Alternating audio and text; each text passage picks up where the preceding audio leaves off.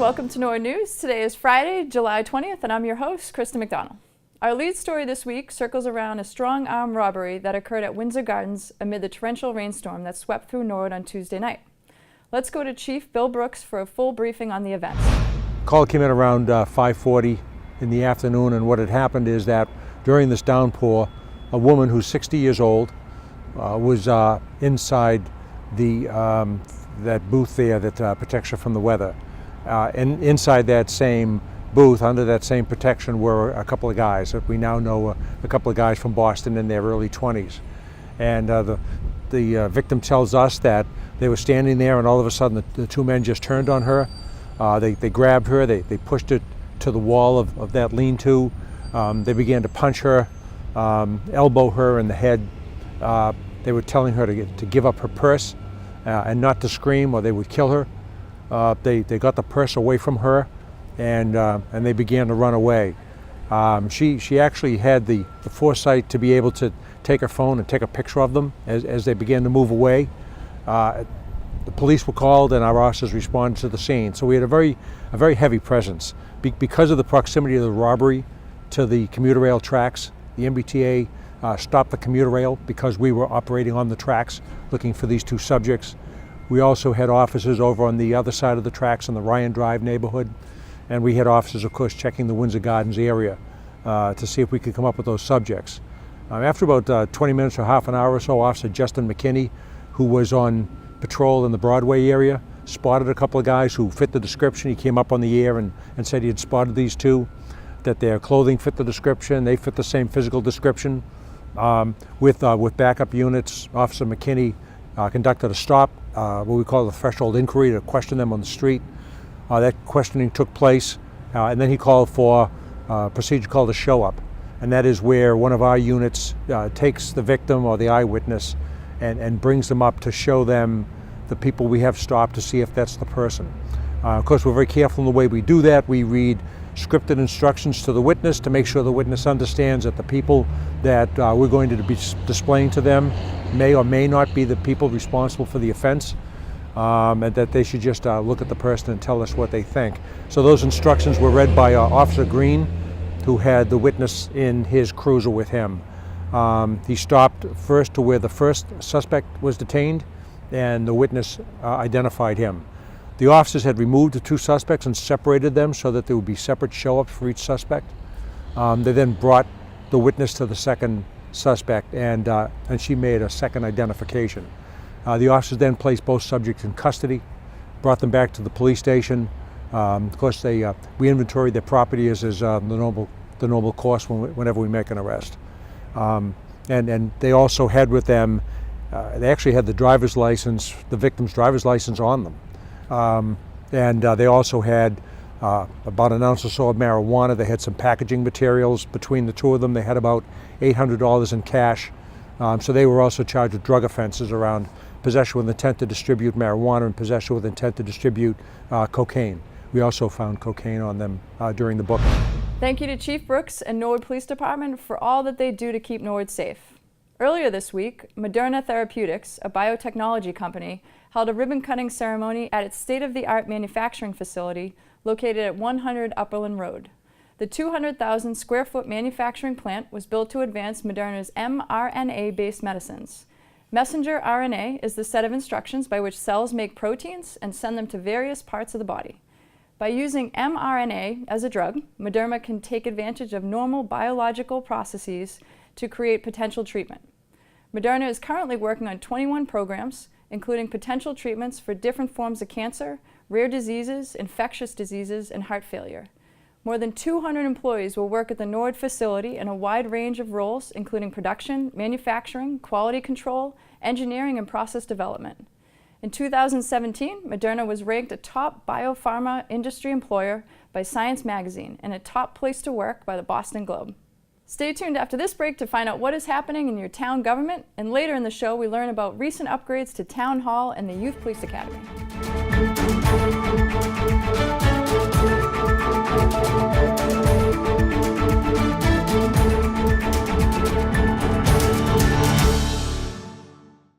Norwood Community Media is your home for all things Norwood. NCM delivers your local news, original programs, and information across multiple platforms. From the comfort of your living room or out on the road, stay connected to Norwood and watch NCM live from wherever, whenever.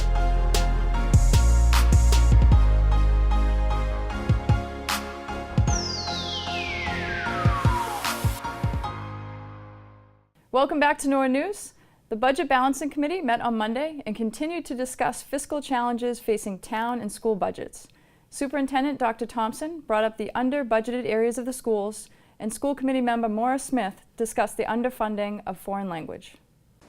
One thing I wanted to bring up was curriculum needs. That in terms of curriculum that hasn't been funded, that have been cut, and we are desperately in need of a curriculum refresh in our English language arts.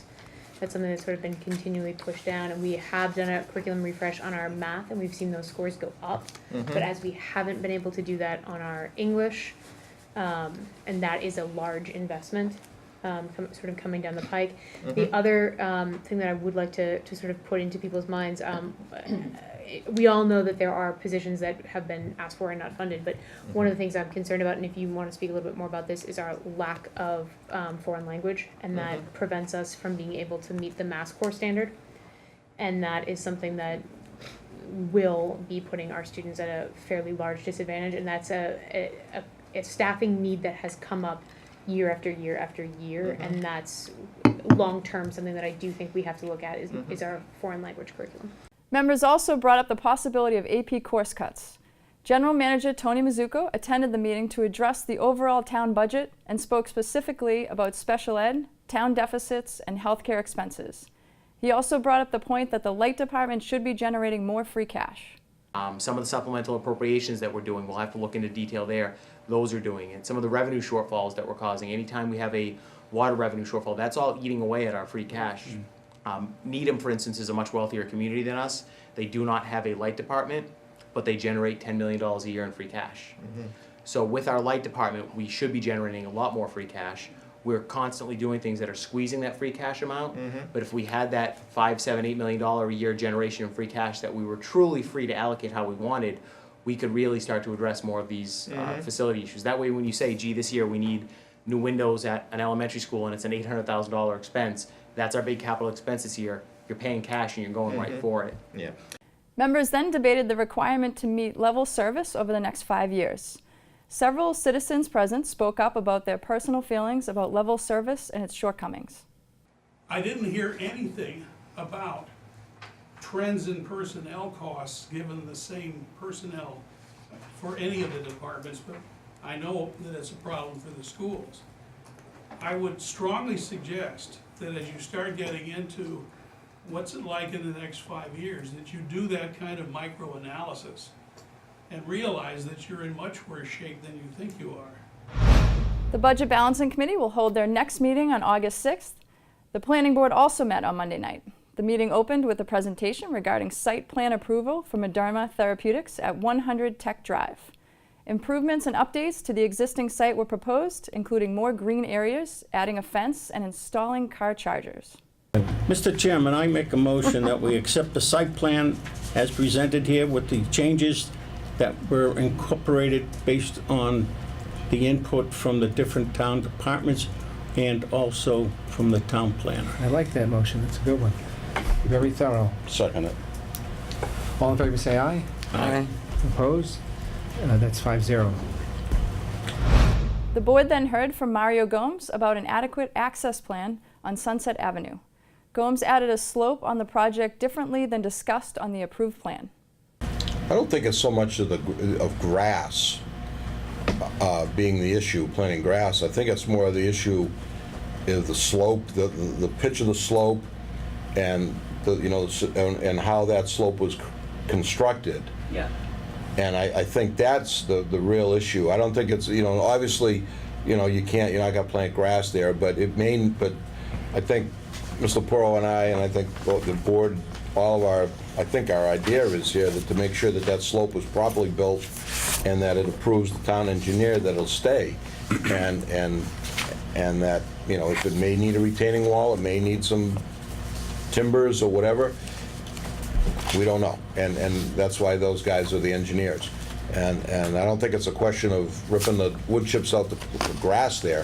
I think it's making sure that that hillside is correct in how it's supposed to be and will stay there. Gomes received several instructions from the board regarding his next steps with the project.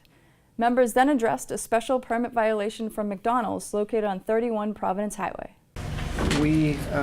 She had come before us. We had taken what she gave to us, and we gave you the drive-up window, and we gave you, there was a plan for landscaping. Everything seems to be working except for the plan for the landscaping. And I know that there's been a lot of back and forth, and we've got some pictures. It looks like, I'm not sure if you started to take some things back out or not, but it really is a mess out there. And Paul was very accommodating when, you know, these things are seasonal, when you've got to get certain plants in and whatnot. And we gave extensions because they were reasonable, but now it's you know, here it is in July, and we've got a big problem with all of this. The board voted to extend the allotted time to implement the proper landscaping and wrapped up the meeting discussing other business. On Tuesday, the Zoning Board of Appeals met in the Police and Fire Community Room. The board had 4 hearings on their agenda. 225 Vernon Street requested a special permit to allow an addition that would be used as an in-law apartment. Board member John Perry expressed concerns about the property being listed as a 2-family in the future, but David Hearn, attorney for the applicant, emphasized that this would not be the case.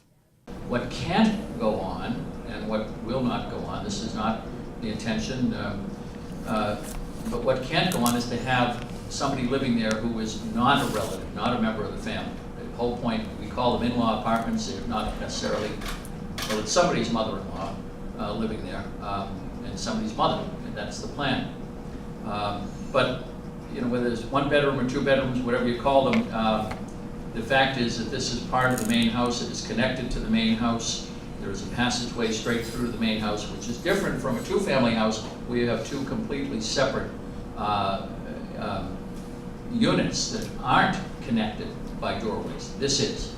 So, and we'll follow the rules of what Mr. Schubert lays out with his requirements. He's got a detailed brochure on this. He requires an affidavit. We come across those affidavits in title searches often enough, and that is a requirement. The board voted to approve the in-law addition 5-0. The next hearing involved a special permit request for 43 Phillips Ave, which would increase its habitable living space by 25%. The hearing went quickly with no questions from any of the board members or the public and was approved 5-0. The subsequent hearing involved 36 Mountain Ave, requesting a special permit for a 2nd-story addition.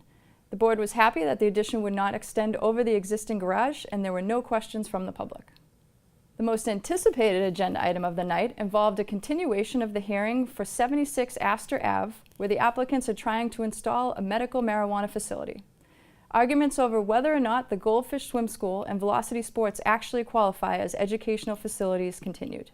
But there were a lot of questions and concerns from the board, one of which was the applicants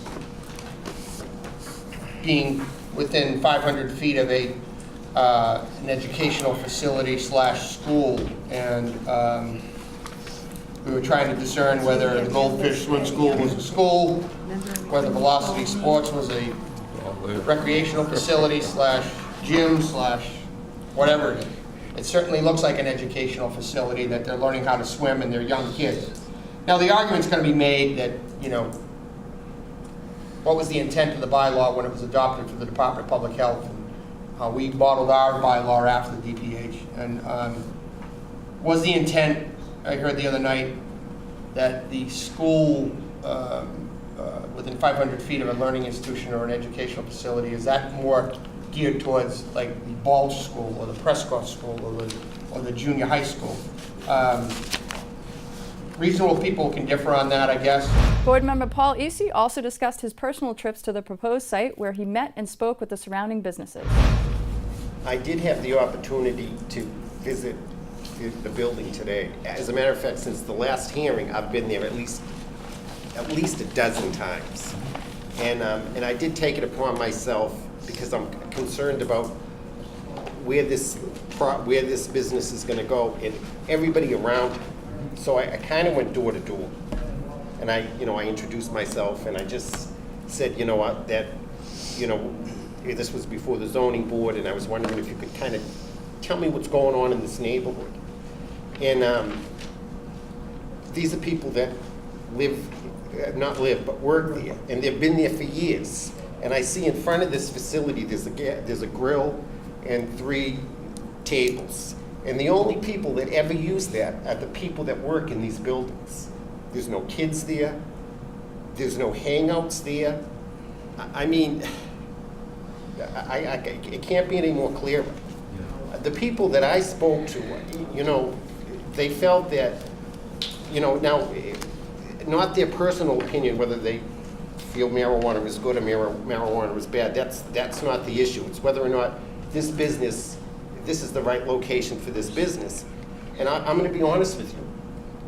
People did not seem to have a problem with it. Member John Perry expressed similar sentiments, while Chairman Patrick Mulvihill was hung up on a specific part of the bylaw.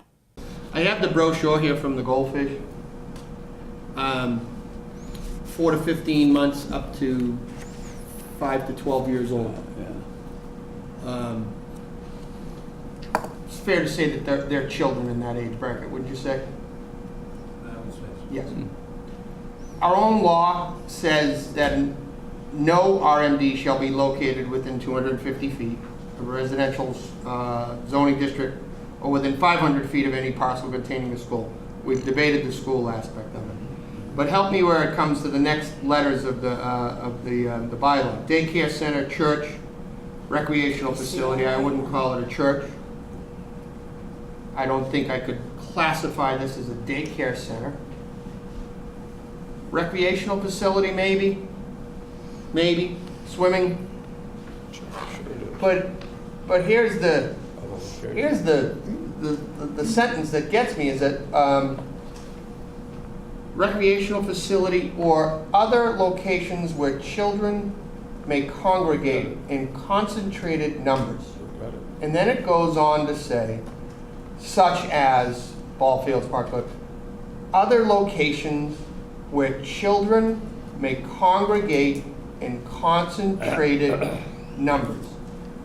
Now, you're probably going to disagree with me, but doesn't that seal the coffin shut as far as the language on this? Other locations where children may congregate. If this isn't a school and it's not a daycare, isn't it another location where children congregate in concentrated numbers? Town Council David DeLuca advised the board that in the litigation it would be hard to block the facility based on the school or place where children congregate language in the bylaw. Looking at the bylaw and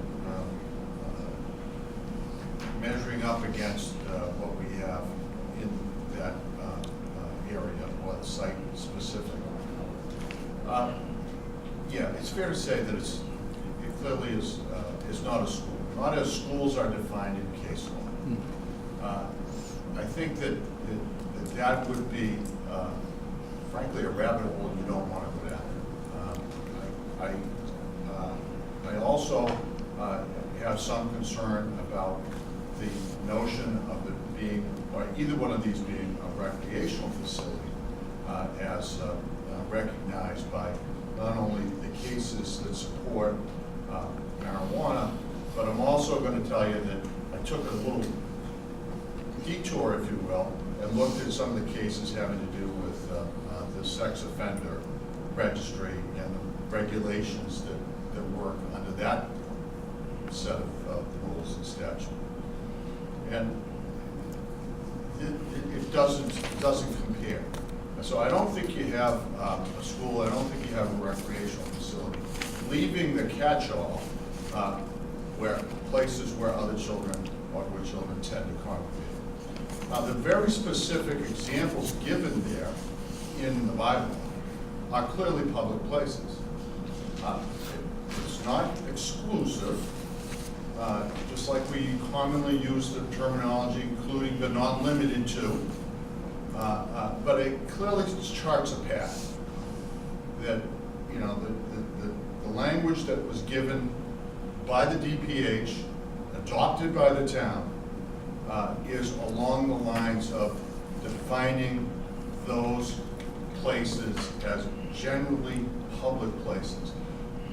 By comparison, if there were an ice cream shop within that zone, would that be a place where children would likely to congregate? Sure.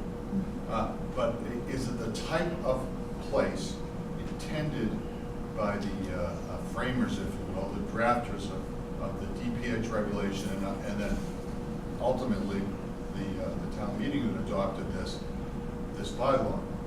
I think that we would have a very difficult time, frankly, defending the town on a theory that these two facilities, located where they are, the nature of the work that they do, it comes within the definition of a place where children congregate, as is intended by this bylaw.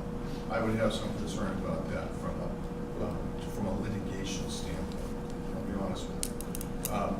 I think that there's pretty good support in the case law, and I know you've read the Brookline case.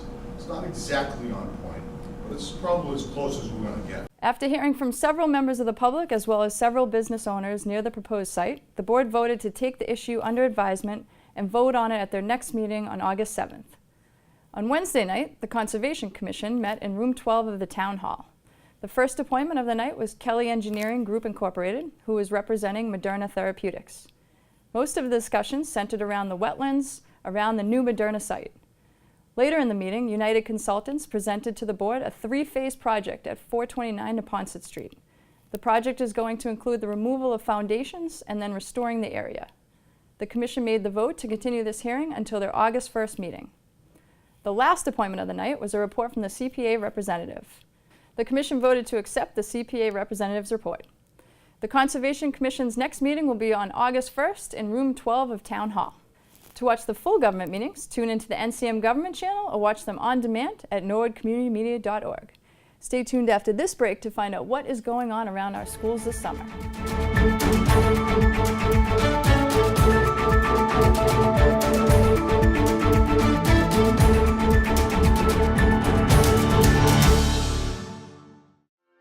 The Norwood Landfill is a composting and recycling facility that is open for the use of Norwood residents only. The facility is open every Saturday from 10 a.m. to 3 p.m. all year long.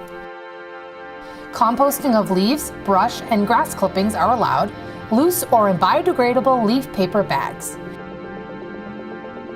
Excess single-stream recycling items are also allowed to be disposed in the designated dumpsters. The Norwood Winter Street Compost and Recycling Facility is located at 370 Winter Street. For more information, contact the Norwood Department of Public Works or visit www.norwoodma.gov.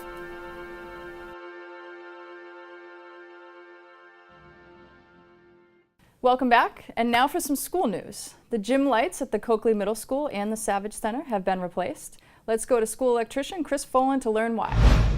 I'm here at the Savage Center to explain the projects that we've been doing with the LED lights in our gyms and throughout the school district. Here at the Savage Center, approximately 10 years ago, we went from 8-foot high output fluorescent fixtures that drew in excess of 3,000 watts per fixture down to 4-foot fixtures with 4 bulbs in each that drew over, just a little bit over 200 watts per fixture. And just recently, well, last week we finished this gym. Last night we finished the gym down at the Coakley Middle School with the same exact light fixtures. We cut that in half to 100 watts per fixture.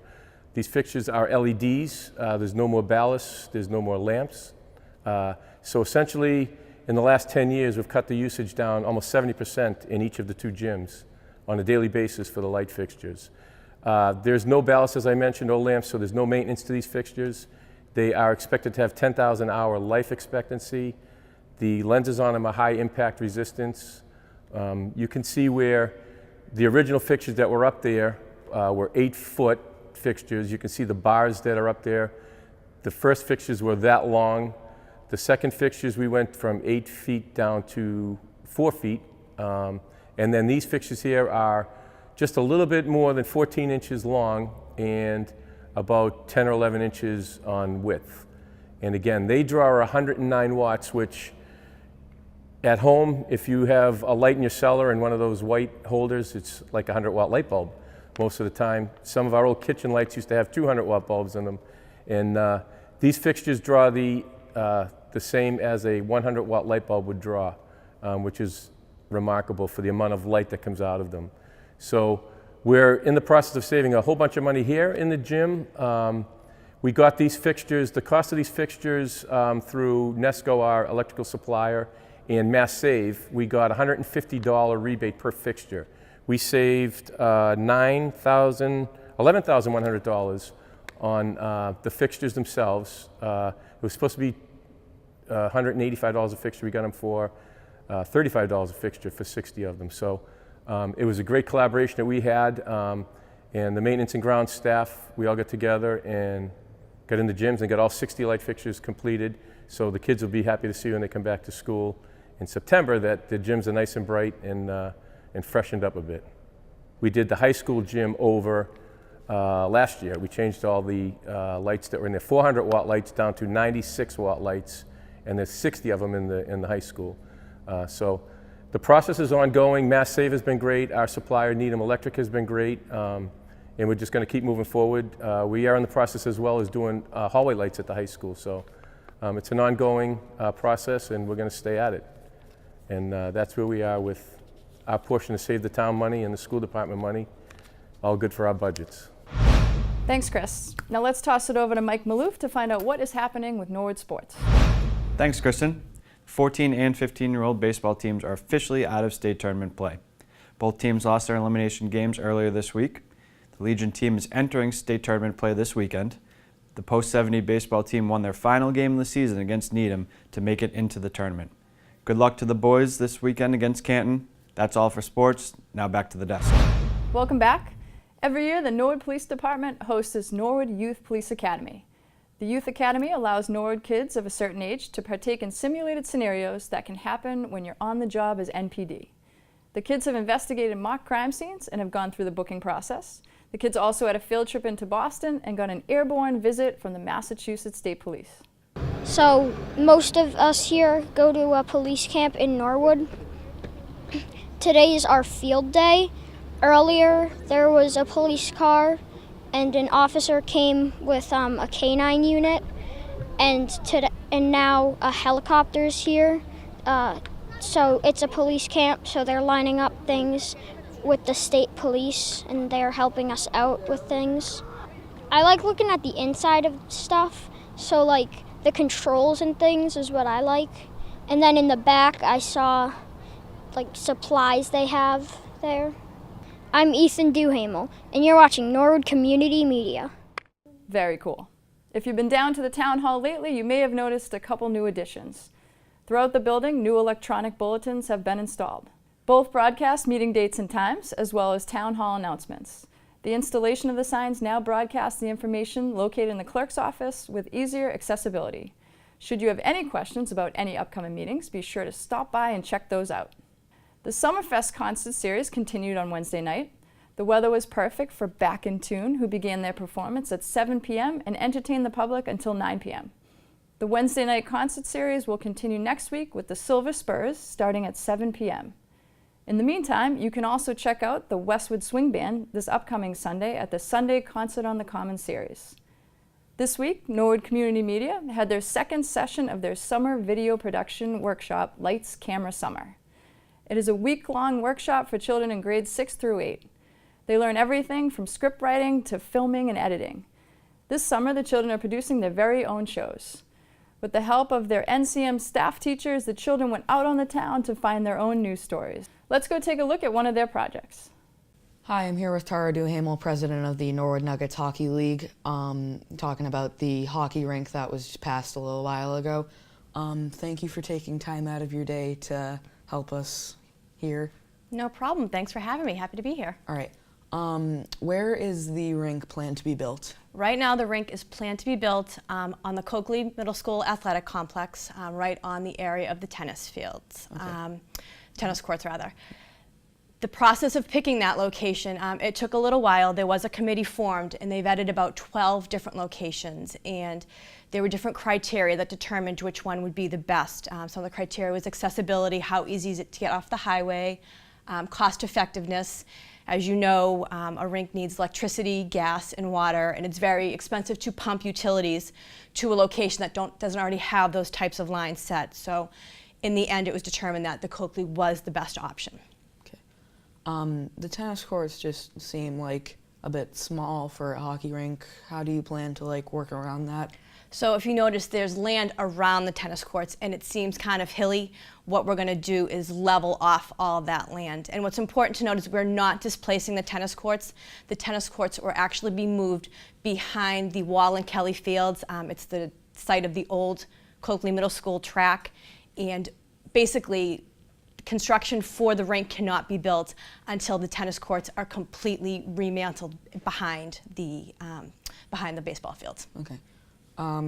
You said that there was 12 other spots that could have been where the hockey rink was. Do you know any of them? I believe there was some land behind Vanderbilt, so where Mad Maggie's used to be, that area that was determined. It basically had to be in an area where there was town land. The town was very adamant that they did not want to have to pay for land. They wanted to use land that was already accessible to us. I believe that big lacrosse field in front of the Old Town was looked at, as was some land behind the Savage Center in Father Max. So how long has it taken to get this hockey rink approved? Truth be told, the Recreation and Norwood Committee has been working on this for over 10 years. The Recreation and Norwood Committee was first formed when a YMCA was planned for Norwood, and the idea was that a rink and pool would be a great addition to a YMCA. And those plans fell through, but the rink committee stayed together and kind of persevered, and in time they paired up with State Representative John Rogers, and he had the idea to put some additional language into a bill that was putting an ice rink in the Roxbury Jamaica Plain area. And that bill got passed through the House of Representatives and the Senate, and that's kind of how the blocks kind of started to fall into place. Okay. So what was the hardest part of getting the rink approved?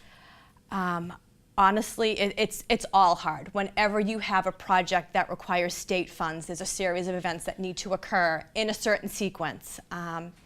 Town meeting was not easy. There are some people that would prefer not to see a rink in South Norwood, so passing it through town meeting was difficult. And right now, so Governor Baker has approved it, and now it's a matter of figuring out which department has the funds, can they allocate them, and in what years can they allocate them. So we're almost there, but it is a process. Okay. I understand you have 4 sons in the program. I do. Are you happy you won't have to take the 10 to 20 minute ride for every game and or practice now? To say I spend thousands of dollars in gas and snack shack costs is an understatement. It's also, quality time. You can spend quality time in the car, but I'd rather have a nice family dinner and not have to rush around. So it would change my life exponentially. It would be great to have a rink in Norwood. How long would we have to wait till the rink is built? How long do you think that will take? I believe the estimate is a year and a half once ground is broken. So it will take some time. Okay. Thank you for your time. Thanks for having me. Thanks, Joey. Well, that's all for Norwood News. To stay up to date with Norwood Community Media, follow us on Facebook, Twitter, and Instagram. As always, thanks so much for watching, and have a great weekend.